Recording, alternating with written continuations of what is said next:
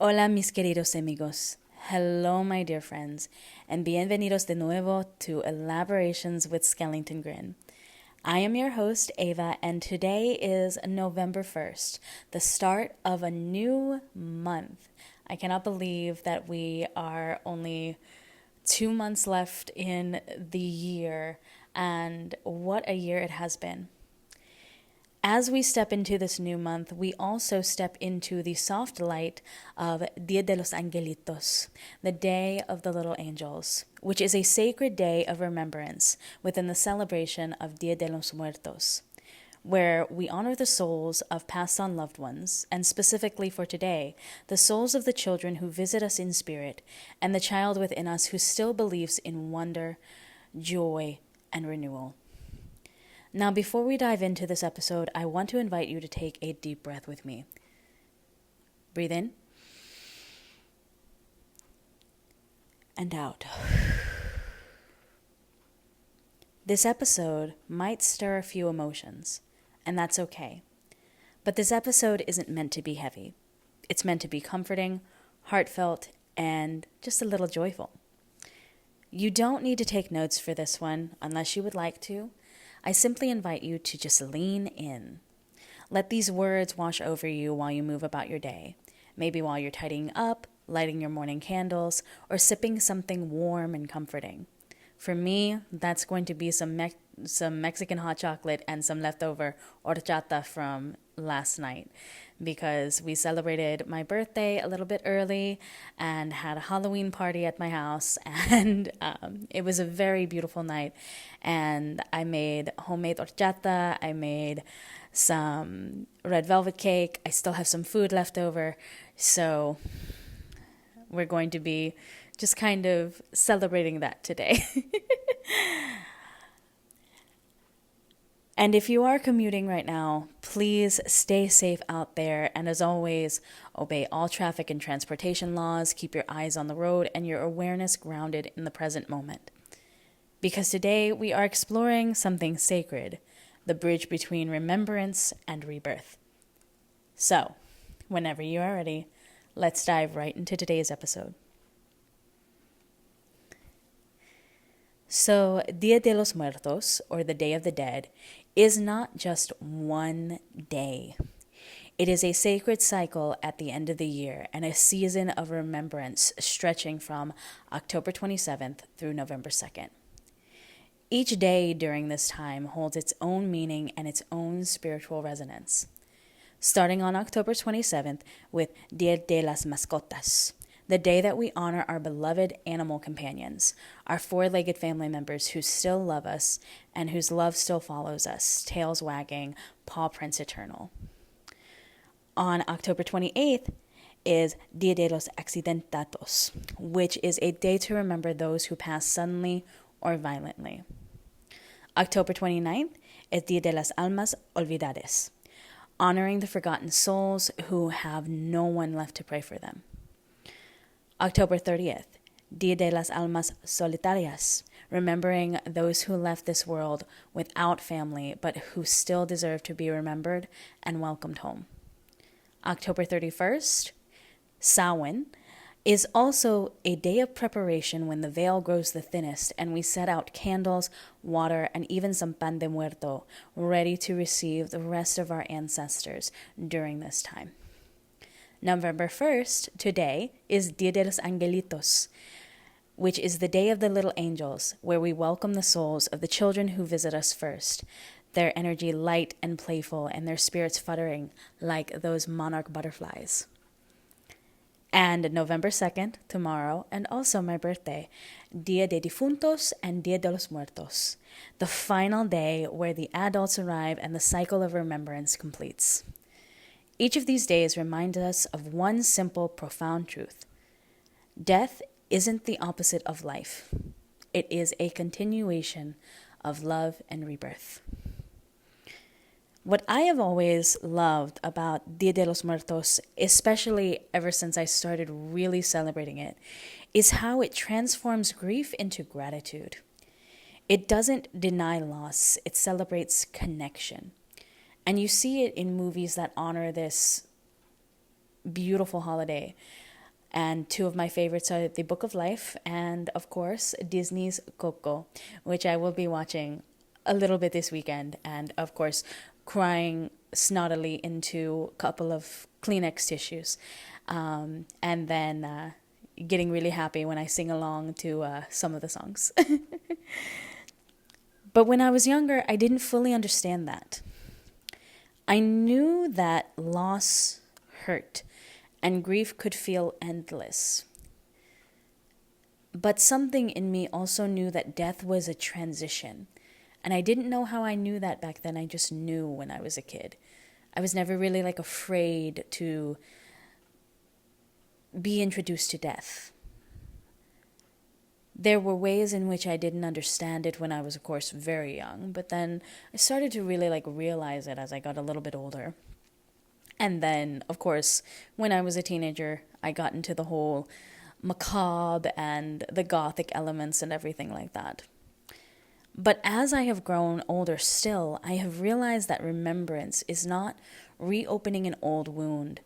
It's touching that scar with tenderness. And over the years, I have said goodbye to several loved ones, some far too soon. My great-grandfather passed away on Christmas Eve when I was 10 years old. My grandfather followed years later in January of 2016 after being diagnosed with cancer a few times during his life, having open heart surgery when I was a child, and still living with us a few years longer than they gave him when he got another cancer diagnosis back in 2009. And one of the hardest losses that has hit my family is that we lost my uncle, my mom's eldest brother, in October just 3 years ago, on October 23rd. He was on vacation with family and died of a heart attack. He had a clean bill of health. It was kind of one of those freak accidents that you never really see coming. And it just did. It hit my mom so hard. It hit his sons even harder. It hit my grandma like you wouldn't believe. And it hit me too. But during that time, I wasn't able to be as present, as understanding,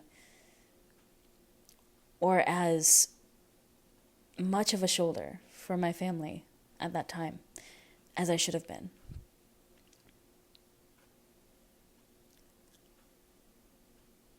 And this loss has taught me how to ask for forgiveness, not just from them, not just from my family, but from myself and from him as well. And to say I'm sorry, and to also say that I will honor him as much as I can, because he was loved and he loved. And most recently, my dad's mom passed away only a week ago. And each loss has left an indelible mark. But it has also taught me that love doesn't end.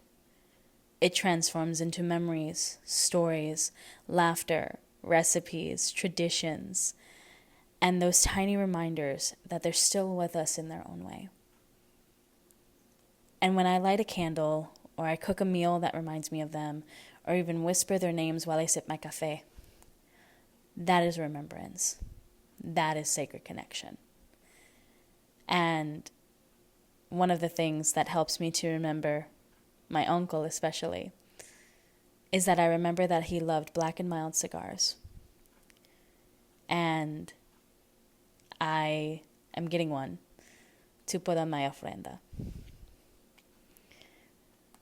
And here is what else I have come to believe.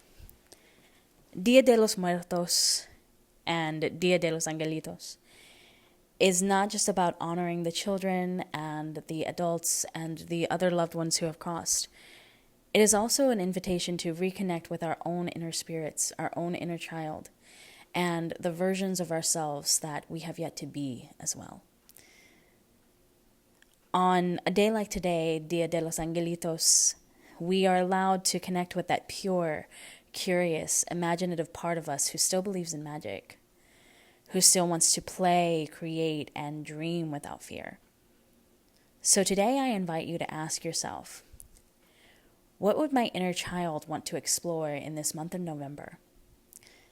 What feels nourishing, not just necessary? And what does curiosity look like in my grown-up life now? This new month, this first light of November, is an invitation to begin again gently. You don't have to reinvent yourself overnight, because, let me tell you, no one can.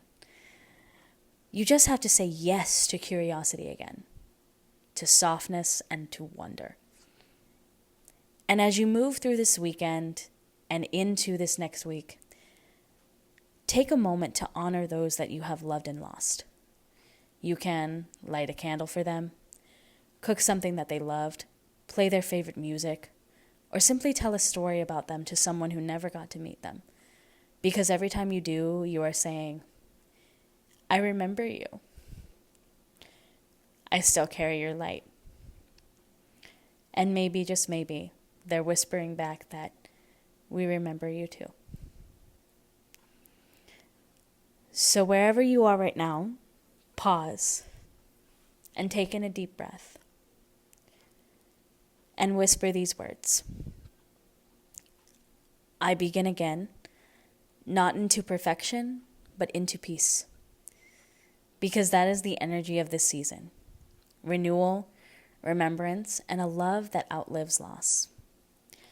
And if today's episode resonated with you, share it with someone who might need a little comfort or inspiration this week.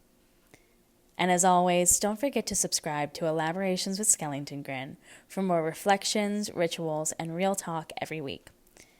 And if you would like to connect with me outside of the podcast, you can find all of my links, including my Instagram and more, in the description box at the Linktree link posted there. And until next time, mi gente, may your memories be sweet, your café warm, and your spirit light. This has been another enlightening episode of Elaborations with SchellingtonGrin. I can't wait to see you next time. Bye.